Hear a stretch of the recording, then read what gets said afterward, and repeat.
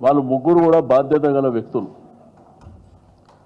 Allegation చేసేటప్పుడు కొంత బాధ్యతగా చేస్తే మంచిగా ఉంటుంది. రైతులు పెద్ద ఎత్తున గడిచిన 2 రోజుల నుంచి ధర్నా చేస్తారు, రోడ్ల మీదకి వచ్చిండ్రు, అధికారులను దిగ్బంధం చేసిండ్రు. ఇవన్నీ మనం టీవీలో పేపర్లో చూసినటువంటి అంశాలు. ఆ ప్రాబ్లం ఏంది సాల్వ్ చేయాలంటే గవర్నమెంట్ ఏమి ఇనిషియేటివ్ తీసుకుంటుందో తీసుకోవాలి. అది పక్కన పెట్టి నా మీద ఏదో ఎలిగేషన్ చేసి ఆ కంపెనీకి మా కొడుకు కానీ మాకు కానీ ఎటువంటి సంబంధం లేదు. రెండోది, మీరు ప్రూవ్ చేస్తే మీకే రాసిస్తాం. ఒకటి, 2016 అంటే 8 సంవత్సరాల క్రితం రాజమండ్రి ప్రాంతంలో పిఎంకే డిస్టిలేషన్స్ కంపెనీ అని ప్రారంభించి ఒక గ్రూప్, ఒక 8-9 మంది వాళ్ళు ఒక కంపెనీ పెట్టాలన్నటువంటి సంకల్పంతో అక్కడ స్టార్ట్ చేశారు. అప్పుడే వాళ్ళు డైరెక్టర్స్ ఎవరు ఉండాలి అవన్నీ డిసైడ్ చేశారు. అది 2016, 8 సంవత్సరాల క్రితం. అది కూడా సెప్టెంబర్. ఆ తర్వాత అప్పుడు తెలుగుదేశం ప్రభుత్వం ఉండే అక్కడ ఆంధ్రప్రదేశ్.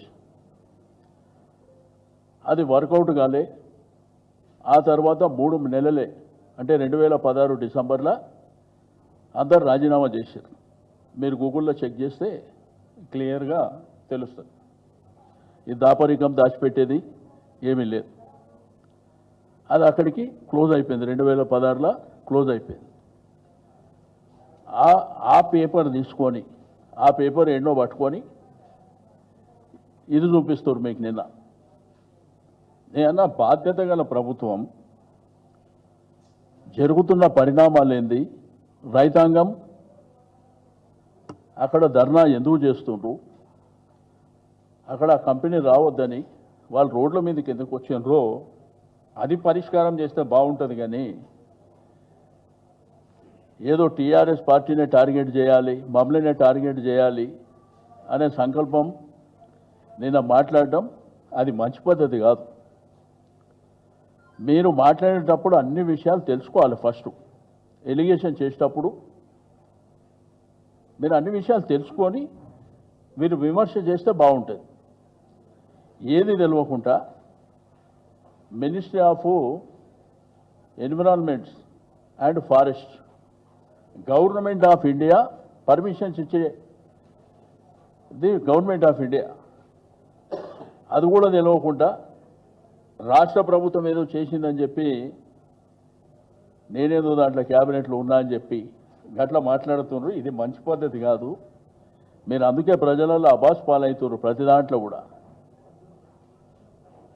మీరు అనవసరంగా పనికిరాని విషయాలు మాట్లాడి, తెలియని విషయాలు మాట్లాడి అబాస్ పాలు కావద్దు అని చెప్పి నేను ఈ సందర్భంగా తెలియజేస్తున్నా. ఇదంతా కూడా చెప్పే అవసరం లేదు. మీరు అనవసరంగా లేనిపోని అంశాలనన్నీ లేని ఉన్నట్టు చెప్పేటువంటి ప్రయత్నం చేయడం దుర్మార్గమైనటువంటి చర్య.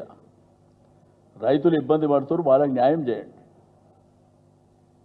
రైతులు ఎందుకు ఇబ్బంది పడుతున్నారు, ఎందుకు రోడ్ల మీదకి వస్తున్నారు, వాళ్ళకి న్యాయం చేయండి.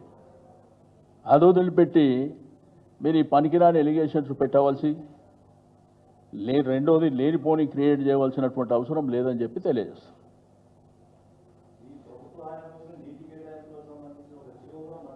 నేనేమంటే దాని డెప్త్కి వెళ్తే నేను అప్పుడు ఆ కన్సల్ట్ మినిస్టర్ కాదు. ఒకటి, నేను డెప్త్కి వెళ్తే చాలా సబ్జెక్టు చెప్తా. ఇప్పుడు ఆ రోజుల్లో సింగిల్ విండో అని పెట్టింది గవర్నమెంట్. పర్మిషన్ ఇచ్చేదేమో గవర్నమెంట్ ఆఫ్ ఇండియా, ఇక్కడనేమో సింగిల్ విండో పెట్టారు.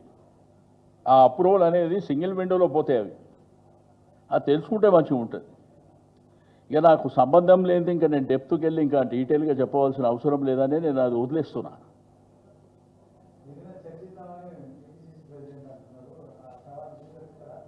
100% సవాల్ ఏమంటున్నా నేడు కంటే ఆడికి ఎక్కడంటే అక్కడ నేనేమంటున్నా ఒకవేళ నిజంగా సంబంధం ఉంటే నేను రాసిచ్చేస్తా అంటున్నా కదా, మీరు డాక్యుమెంట్ ఏమన్నా రెడీ ఉంటే తెచ్చుకోండి రాసిచ్చేస్తా అని చెప్తున్నా. దాంట్లో ఎనికి తగ్గేది ఏం లేదు. నేనేమంటా, మీరు ఎప్పుడన్నా కానీ విమర్శలు చేసేటప్పుడు అథెంటిక్గా చేయండి, ఏది పడితే అది మాట్లాడకండి. ఎందుకంటే మీరు బాధ్యత గల వ్యక్తులు, అబాస్ పాలు కావద్దనే.